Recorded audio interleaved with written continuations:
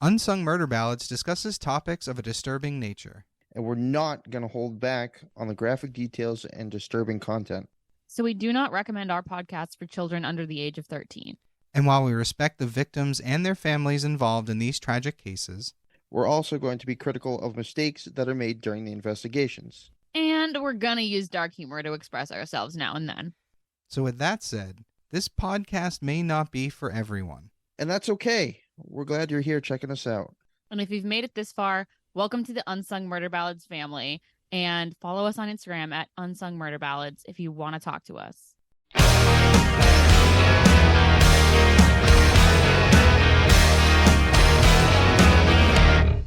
Hey everybody, welcome back to Unsung Murder Ballads. This is episode 81. I am Janus Dead. And I'm Joyous Dead. All right, so tonight it is just the two of us, but we... Just the two of us. I actually find that popped into my head too. So tonight we're going to do something not a little different for us because we've done something like this before, but this is a kind of a short episode, but it's a historical episode.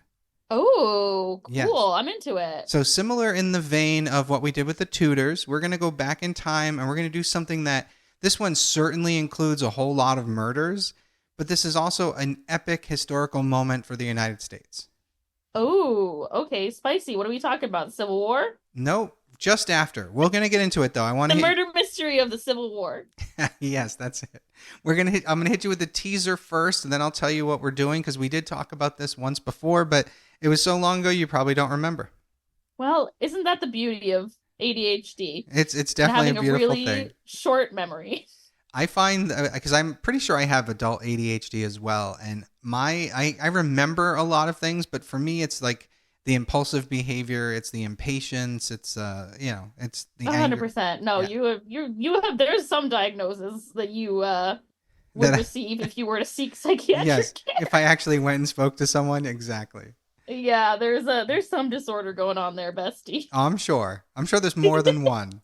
There's a handful of them. There's a family in there. All right, so you ready? Let's jump right into this teaser. Yep. Okay, so Randall was awoken from a dead sleep. Gunshots were being fired into his home. Uh-oh. He, his wife, and his children sprung into action, some taking cover, others grabbing their own guns and returning fire. Now, they couldn't see the attackers because it was late at night and pitch black outside. Then Randall realized that they had set his house on fire. Oh, shit. The family had no other option but to risk fleeing the blaze and running out into the open. Randall made it to his pig shed, but was unaware of where his wife and children had fled in the confusion. Uh-oh. But he did hear many, many more gunshots. Uh-oh. This is the tragic and insane case of a piece of American history known as the Hatfields and the McCoys feud. Oh, okay. I've definitely heard the name, but I do not. Is this two families, both alike in dignity? Kind of, sort of. In Fair, Alabama, we make our scene. Well, we're going to cover all that as we go, but we did mention this before way back, about a year or so ago. We talked about, I think sometime after the Tudors, I talked about one of my favorite pieces of American history, and that is the feud between these two families. I purposely made a trip down to this part of West Virginia to see all this, like the historical stuff. Yeah, it's amazing. It was a great trip. Some things were disappointing because, obviously they didn't preserve a lot of stuff at the time because they didn't know how significant it was going to be. They did not know how iconic they are. Yeah, they had no idea. And now it's a huge piece. And I do highly recommend anyone who hasn't seen it, and I would recommend you as well after this, there is a 3-part series on Netflix called The Hatfields and McCoys. And it has Kevin Costner and a bunch of other amazing actors playing this whole thing out. And it's amazing. I highly recommend it. Yeah, it has Jenna Malone in it. So good. I don't know who that is, but slay. She was one of the characters from The Hunger Games. She's also in the movie Donnie Darko. She's got she likes to do more obscure roles. So that's cool. Very, very good. Okay, so here we go. The Hatfield and McCoy feud involved two American families of West Virginia and Kentucky along the route of the Tug Fork of the Big Sandy River and their feud lasted from 1863 to 1891. So Damn. this goes on for 30 years. That's crazy. Also, so like they're in two different states. Are they just like across this river from each other and it's like the border? Correct. The river's the border, and they're just across the river from each other. Oh, dang. Yeah, it's crazy. So the Hatfields of West Virginia were led by William Anderson Hatfield, also known as Devil Ants. Devil ants? Ants, as in like short for Anderson. Oh, okay. Okay. And keep in mind, this is going to have a southern accent to it that I'm not going to try to do the entire Devil time. ants. Yeah, exactly. Devil Ants. While the McCoys of Kentucky were under the leadership of Randolph Rannell McCoy. Rannell, exactly. And you can't, because of the way they And abbreviate it, you can't not say Rannell because it's RAN''L. Oh, yeah, that's Rannell. That's Rannell, yeah.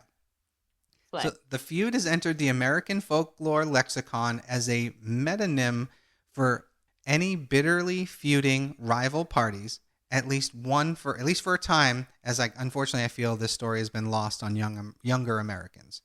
But back in the yeah, day, I've definitely heard that phrase before. okay, so it's good to know that it's still out there. Yeah, I don't know if many people know the story, but also what we know from this podcast is that I don't know anything that's not Yes, knowledge. That's true. We don't cover things that you would have followed. Yeah, I'm not a reliable source on my generation for things like this. this is okay. So the McCoy family lived primarily on the Kentucky side of the Tug Fork, and the Hatfields lived mostly on the West Virginian side.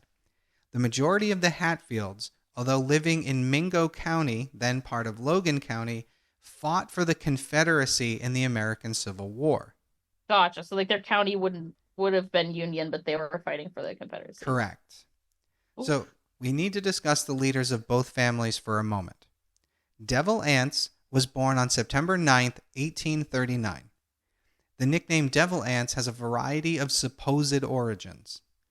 Among them is that he was given the name by his mother, which is just weird, that he was given the name by Ol Rannell, or that he earned the nickname from his bravery during the American Civil War.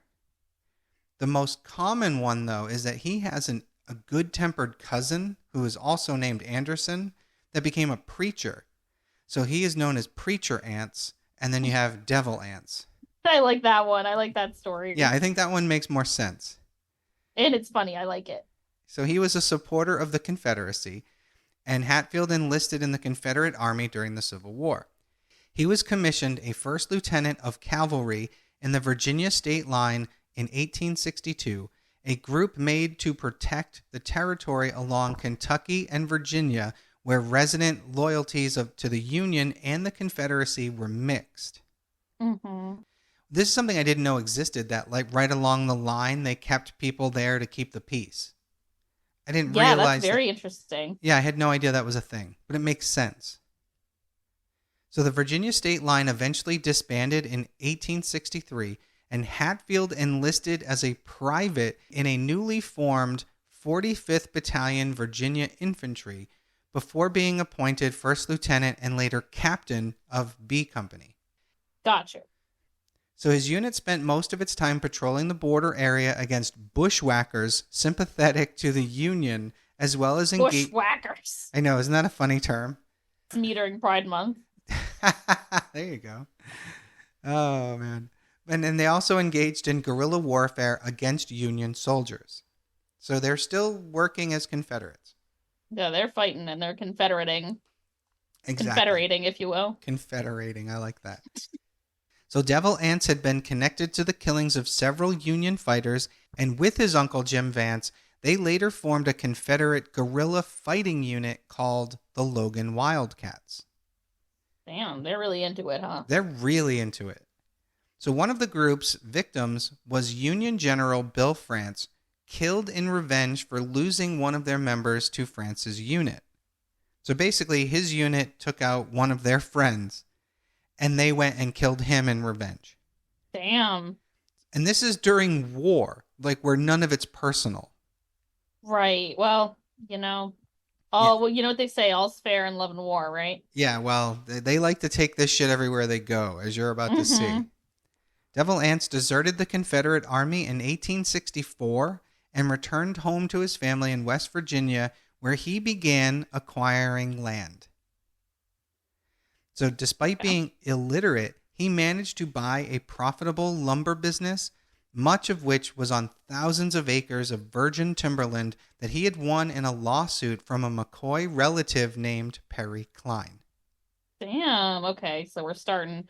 You stole our land. Not just you stole our business. Not just you stole our land and our business. You deserted our army to go home and buy it before we had a chance to be there to buy it.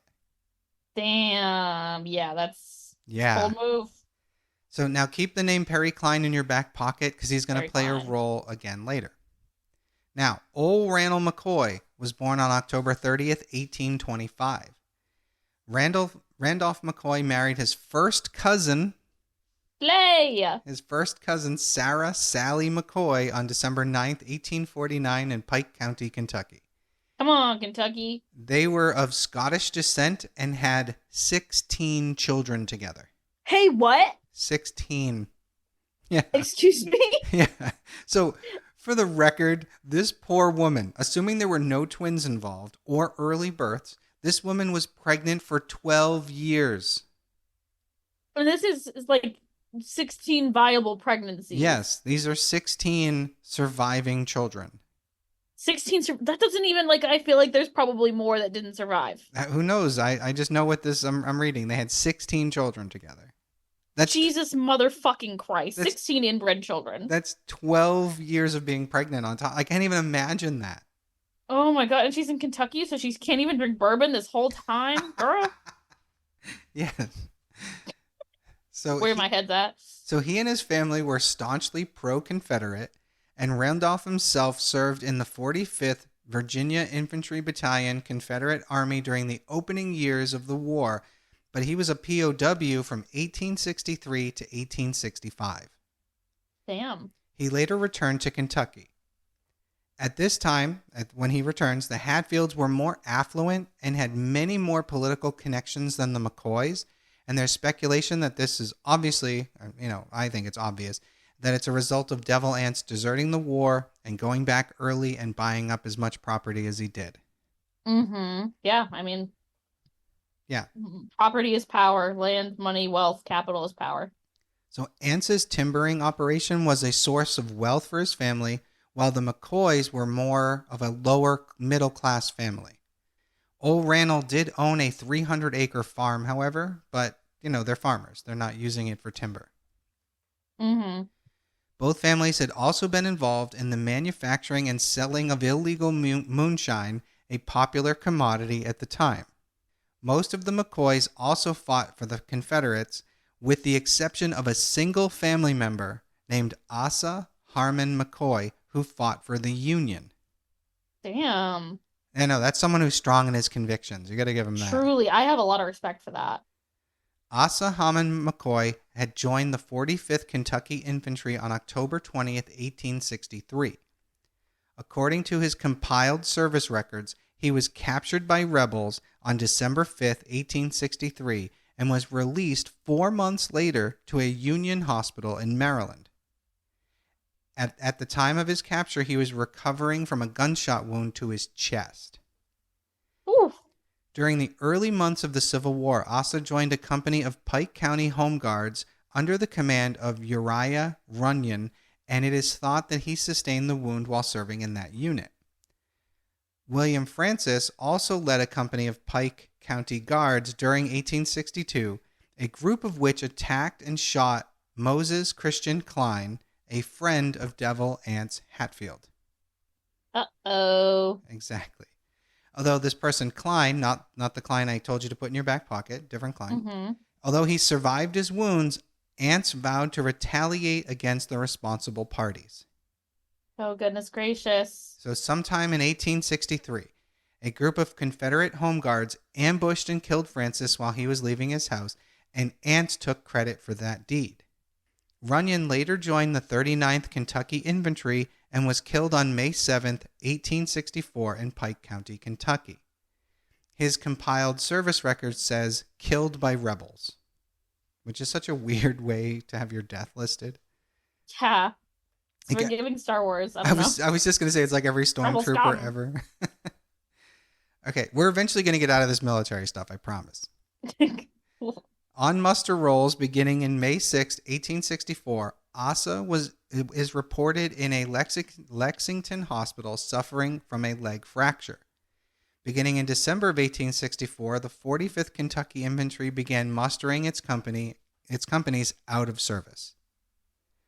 Asa's E Company was mustered out on December 24th, 1864. What's mustered out? Muster is when you gather your things and you're going somewhere, but when you're mustered out, that's it. You're done. You're sent home.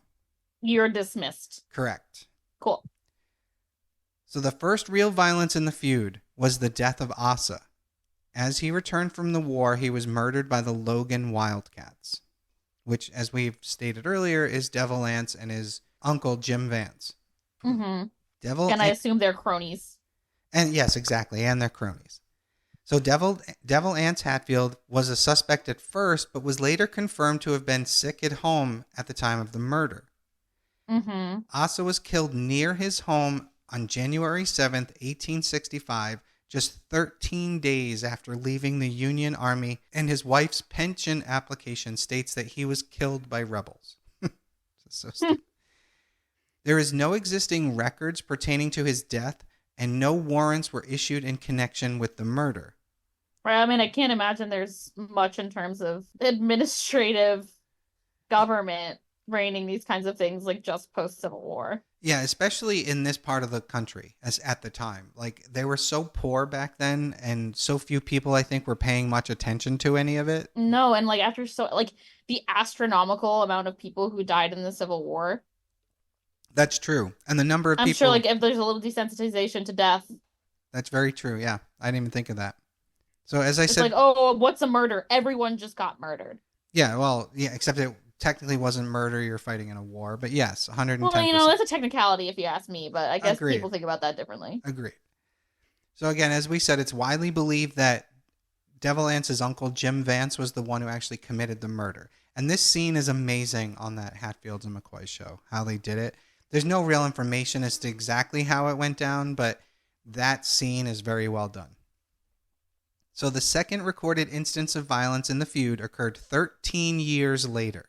Wow. I'm kind of shocked by that. Yeah, I was surprised too, because on the show, for example, it seemed to happen like the next day, but I mean, they obviously have to compress it for time. Yeah. But in 1878, after a dispute about who owned a hog. I know it's a different time and all, but for me, like, really, a hog? Sorry. Well, I mean, it's a bigger asset, It's like, who owns my, I don't know, who owns this pool in the backyard?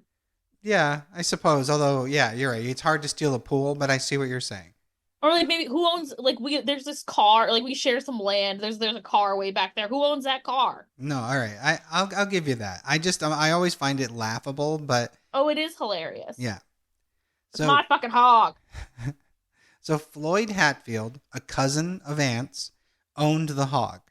But Randolph McCoy claimed that it was his, saying that there were notches on the pig's ear that were McCoy, not Hatfield marks. Now, for those listeners unfamiliar, and farmers, I apologize if I fucked this up. But at the time, farmers would cut little marks in the ears of their livestock in a manner that was unique to them. So kind of like livestock tags that they do now, Correct. And that way, if herds ever got mixed together, they'd be able to tell who owned which cow or pig or whatever. Makes sense to me.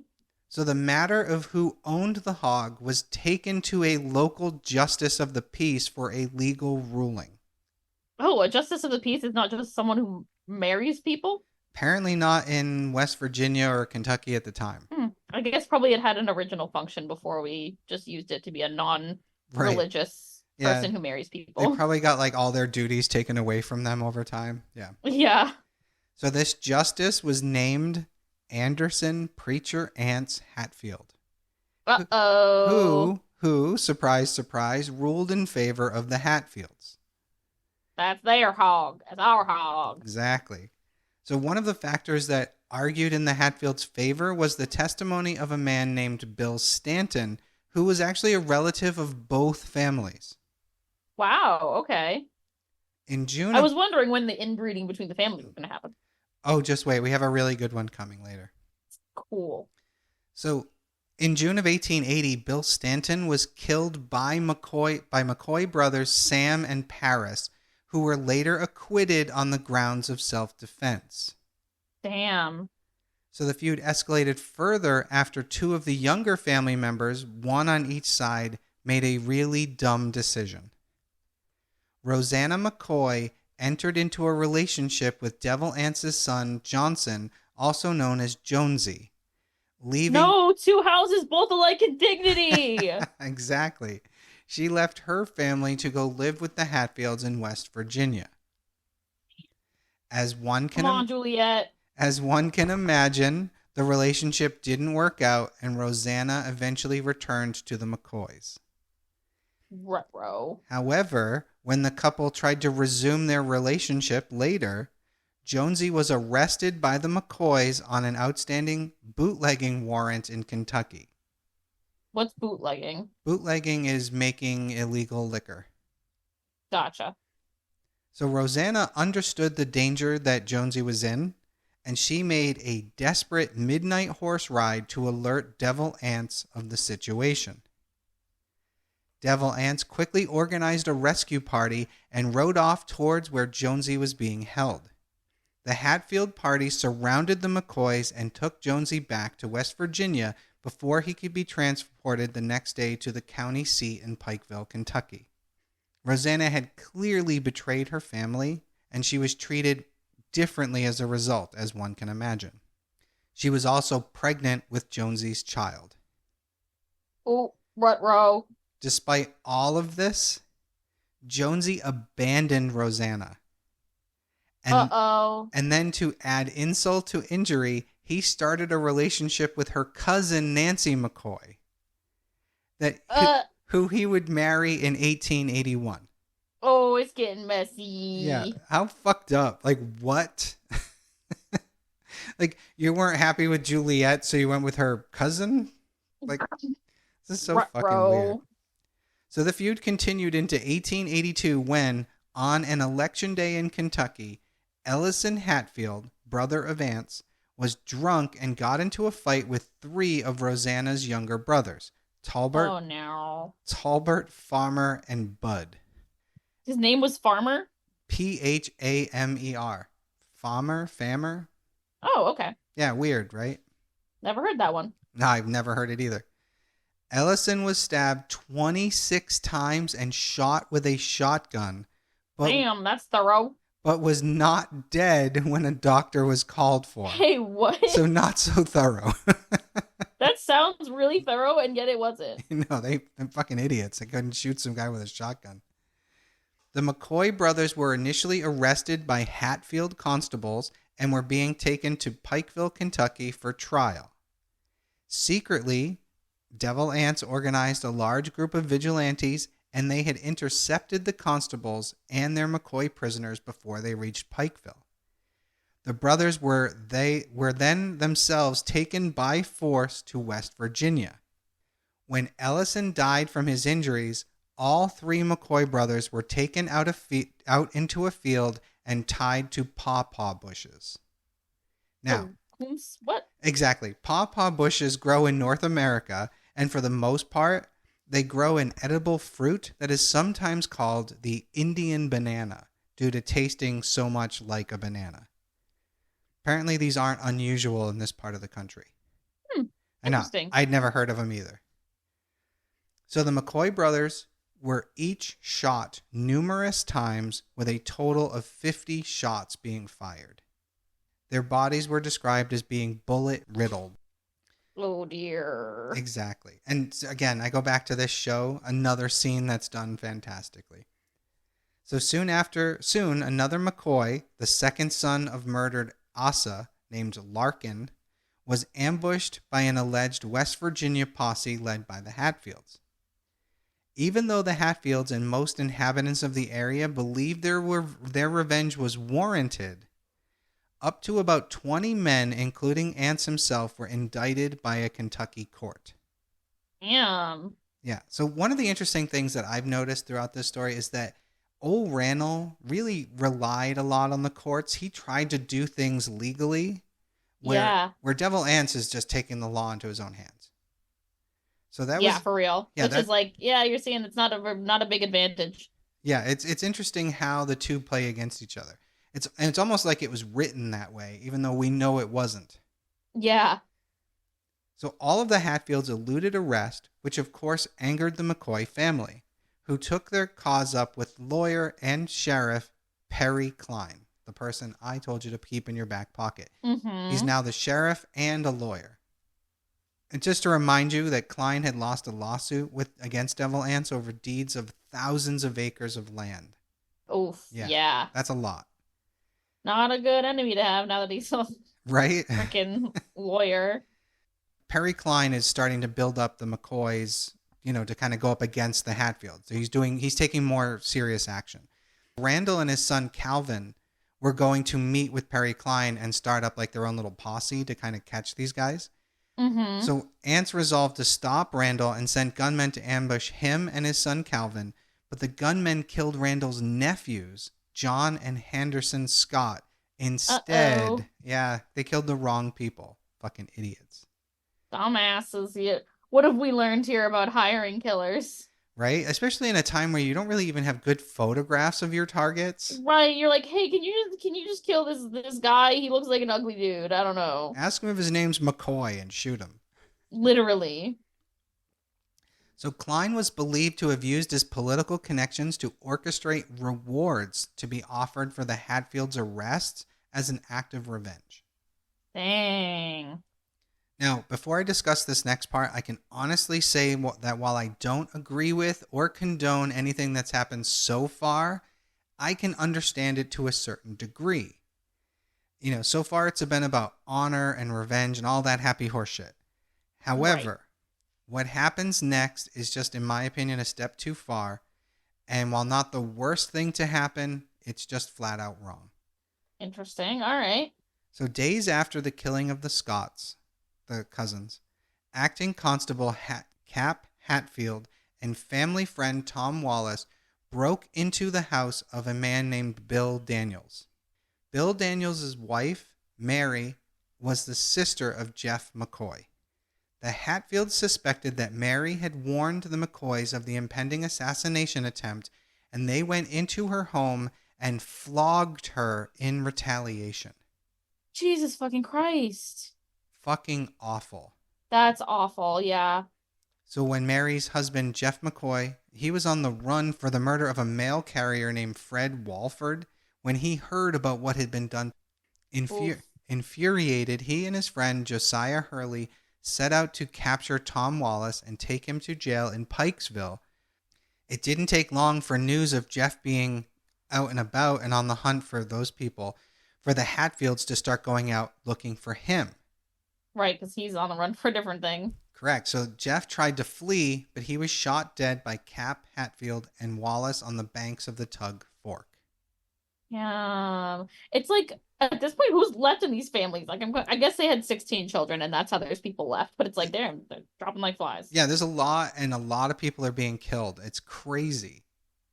So two other McCoys, Jake and Larkin, once again attempted to arrest Tom Wallace for the assault on Mary. It's weird. This is like citizens arrest vibes. It's like, it so just feels bad. like it's weird. Yeah, they're like, we're bringing you into the police.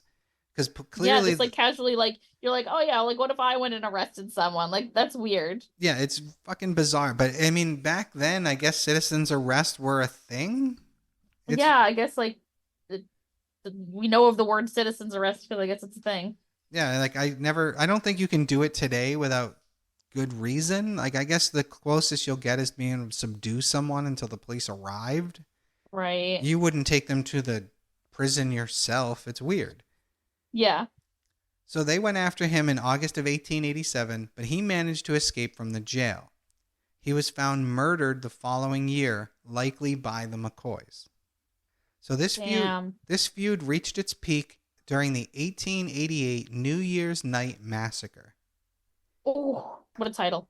Cap Hatfield and Jim Vance led several members of the Hatfield clan to surround the McCoy cabin and open fire on the sleeping family. Oof. Awake- Yep. Now I remember this from the start. Yep. Awakened by the shooting, the McCoys managed to grab their weapons and fired back. The cabin was set on fire in an effort to drive the McCoys into the open. Panicking, the McCoys rushed from every exit they could find. Mm-hmm. Randolph managed to escape and hide in his pig pen. Most of his children managed to escape into the woods.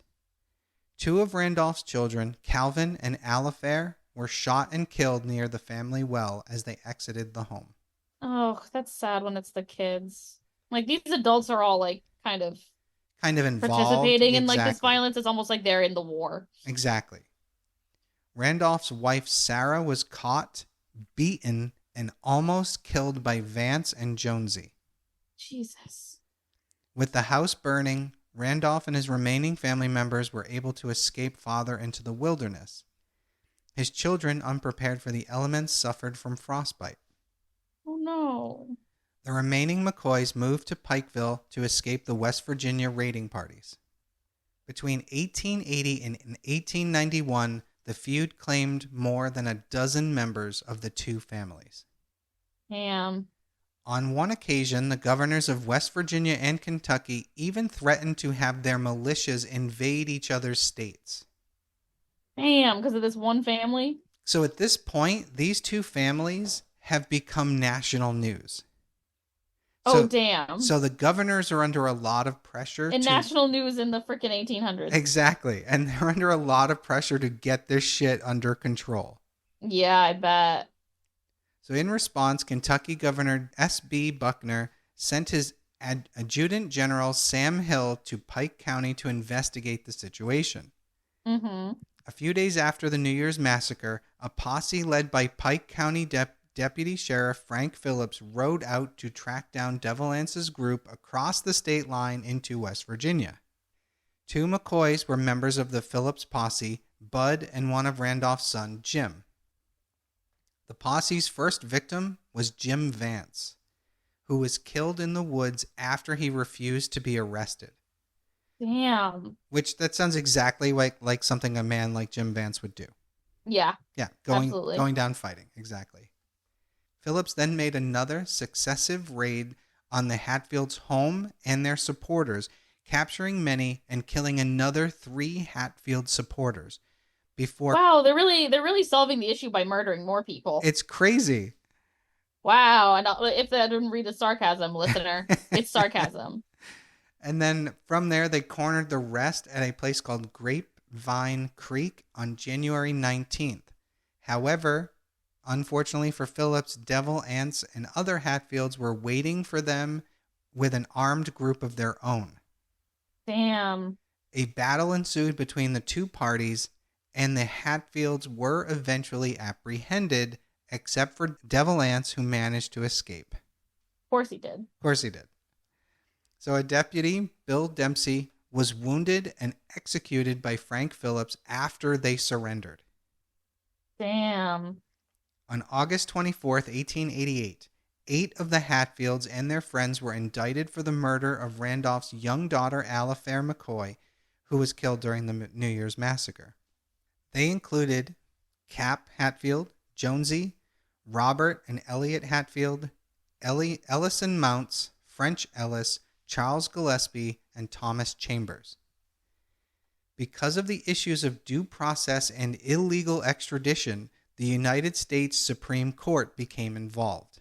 Oh my goodness gracious. These 2 redneck families have gotten the attention of the fucking Supreme Court. It's so crazy. That's wild.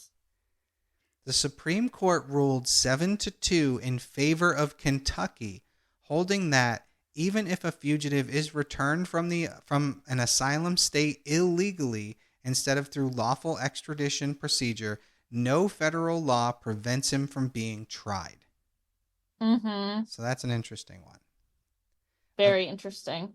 Eventually, the men were tried in Kentucky, and they were all found guilty. Of course they were. 7 of them received life imprisonment, while the 8th, Ellison Mounts, who's known by the name Cotton Top because he had lighter colored hair, He was executed by hanging and buried in an unmarked grave within the site of the gallows. Now, Ellis, Damn, why did he get that special treatment? well, and I'm about to explain it, but it was a weird situation. So Ellison had tried to retract his confession. He went into it confessing, thinking the Hatfields were going to come in and rescue him. Oh. And then he then retracted it, stating that he was innocent and that he only had confessed because he expected leniency, but they refused to take his retracted confession. Mm-hmm. Yeah, because it's a load of shit. There is some speculation that he was mentally slower than the rest of them as well. Mm-hmm. The TV show does a great job portraying him as, just with like a learning disability. So he was easily fooled that way. Mm-hmm. So thousands of people attended his hanging in Pikeville. Wow. And though the scaffold was out in the open, its base was fenced in to comply with laws they had at the time that prohibited public executions. Wow. Well, yeah, wow. They really made it private with a fence. Yeah, right? As people are still standing there watching, but okay. Yeah, interesting. Laws are funny like that. The hanging site is currently the location of a classroom building of present-day University of Pikeville. So, yeah, students of the University of Pikeville, one of your classes is where some poor bastard got hung. Well, I'm sure they know that. I feel like that's got to be like Yeah, you're legendary right. on campus and also fucking haunted. Yeah, but that's kind of cool. Yeah, I hope it's haunted. I want to go now. So, well, let's gotta apply to the University of Pikeville. I just want to go there in general. I don't want to be a student there. I thought you said you went there. I went to the area. I didn't go to the college. Oh, got you. Yes. So apparently Ellison's last words were, "The Hatfields made me do it." The Hatfields made me do it. Yes. The devil Devil made ants. me do it. Yeah. So no one had been sent to the gallows in Pike County for 40 years before this or after. Like no one would be sent there again. Wow. All the others were sent to prison. So you had Valentine Uncle Wall Hatfield, the elder brother of Ants, who was overshadowed by his brother's ambition, was one of the 8 convicted dying in prison of unknown causes. Mm-hmm. He had petitioned his brothers to assist in his emancipation from jail, but none came in fear of being captured themselves and brought to trial. Yeah, now that they know there are consequences. Yeah, now that the law side is actually working, yes. Yeah. So he was buried in the prison cemetery, which has since been paved over, which is really fucking funny. Yeah, damn, that's some pet cemetery ass shit. There was Doc D. Mahan. He was the son-in-law of Valentine and the brother of Pliant, one of the other 8 Hatfield convicted people. He served 14 years in prison before he returned home to live with his son, Melvin. Pliant Mahone, son-in-law of Valentine, served 14 years in prison before returning home to rejoin his ex-wife, who had remarried. Damn. But she left her second husband to go back with him. That's so fucking weird. Yeah, let me get my ex-con husband back. So fighting between the families eased following the hanging at the mounts. Devil Ants Hatfield died on Thursday, January 6th, 1921. Damn. Yeah, in Logan County, West Virginia, at the age of 81 of pneumonia. That's a long time to live back then. Yeah, that's crazy. After a crazy life like that. He's the luckiest SOB in the whole story. Truly. The fact that He is buried in the Hatfield Family Cemetery along West Virginia Route 44 in southern Logan County. His grave is topped by a life-size statue of himself made of Italian marble. What the fuck? His wife, Levacy, outlived him by 8 more years. Damn, girl. Now, old Randall McCoy, died at the age of 88 after What? Yeah, right? After he was severely burned from cooking oil. Oh, and not from natural causes. No, he died because he couldn't figure out how to fucking cook properly, I guess. I don't know. That's weird. That's wild. Seriously, that's serious longevity in that time period. Yeah, and especially again, like you said, for all the activities these people went through, I'm surprised they made it through this because they were like Turns the out feuding is good for the heart. right. He is buried in the Dills Cemetery in Pikeville next to his wife, who died in the 1890s. Trials between the families continued for years until a final of them took place in 1901, and this was the trial of Jonesy, who was sentenced to life imprisonment for his involvement in the New Year's massacre. In 1979, this is fucking hysterical. In 1979, the two families, or at least the descendants of those involved, united for a special week's taping of the popular game show The Family Feud. No, you're fucking kidding me. Nope. In which No. it gets better. In which they played for a cash prize and a pig, which was kept on the stage during the games. No. How did I not know this? That's the craziest thing I've ever heard. How amazing is that? That's so amazing. Oh my god, that's such a fun fact. I'm literally aghast. That is amazing. I'm sure you can find this on YouTube. I'm going to. The McCoy family won the week-long series of games 3-2. Damn. Sounds about right. Tourists travel to those parts of West Virginia and Kentucky each year to examine the relics that remain from the days of the feud. And as we've said earlier, I myself went down there, and the biggest thing I really wanted to see, and I think this was probably the most disappointing, even though it's still pretty cool, is at one point there's a low point in the valley where the river, when it floods, they have like these flood walls to keep it from getting into the town. Mm-hmm. And the big selling point of this was that it said that there was an etched mural of the conflict between the Hatfields and McCoys on this flood wall. So I went down expecting this massively creative, artsy rendition, and it was, underwhelming by that standard, because it's really just like sketches of people and there's no faces, and it just says the Hatfields and the McCoys. So it was, yeah, it was cool, but it was underwhelming. Nobody went to art school there. No, clearly not. But I did go through, I drove around and I saw some of their grave sites. I didn't see the one for Devil Ants because it must have been too far away from where I was. But because I don't remember seeing the marble effigy, Yeah, that part sounds crazy. But I might have to go back someday. So in 1999, a large project known as the Hatfield and McCoy Historic Site Restoration was completed, funded by a federal grant from the Small Business Administration. Many improvements of various feud sites were completed. A committee of local historians spent months researching reams of information to find out about actual history of events surrounding the feud, and that basically there's driving tours that lead visitors through the areas, and they point out different spots like the hog trial cabin and old Randall's home place. It's crazy and yet kind of cool at the same time. Yes, it's like, it seems like a fictional story. Yeah, and that's what I mean. Like, we laugh at here's the court where the hog trial took place, but like they didn't know at the time to preserve any of it. So right, no, because they were like, this is just a hog trial. You know what I'm saying? It's so stupid, and yet not.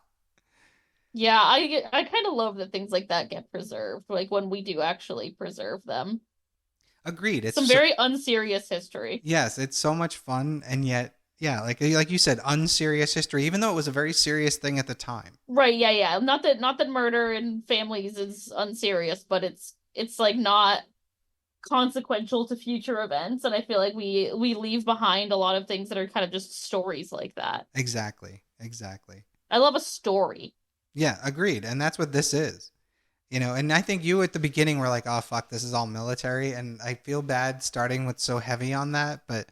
No, yeah. It's okay. It was fine as long as you explained it. Because I kind of just get lost when you start saying all these words, lieutenants and infantry and right. The 2nd battalion of your mom, and I lose myself. But as long as you explain it, I'm good. Understood. So the great-great-great-grandsons Beau McCoy and Ron McCoy organized a joint family reunion of the Hatfield and McCoy families in 2000 that garnered national attention. More than 5,000 people attended. Like, there's that many descendants? No, I think they're counting everyone who just decided to show up. True.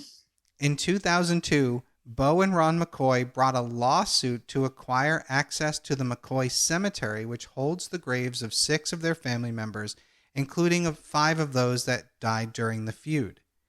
The McCoys took on the private property ownership, John Vance, who had restricted access to the cemetery. So, like, basically, at one point, the descendant of Jim Vance controlled it so that nobody could get it, but they were able to take that on.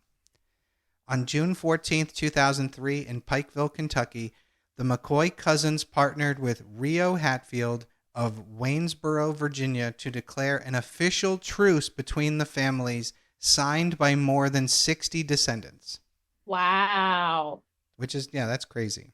That is wild. So in August of 2015, members of both families helped archaeologists dig for ruins at a site where they believed old Randall McCoy's house had been burned.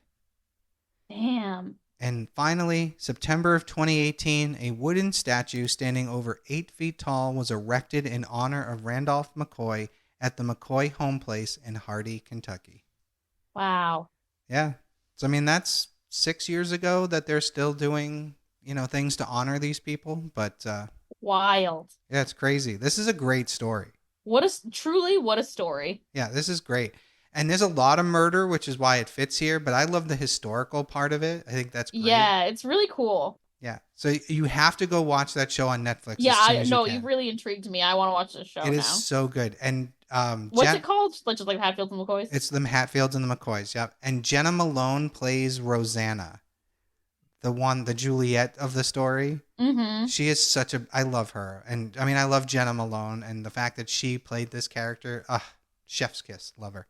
Oh, well, I can't wait to watch it. All right, awesome. So thank you, everybody, for joining us for this wacky historical trip.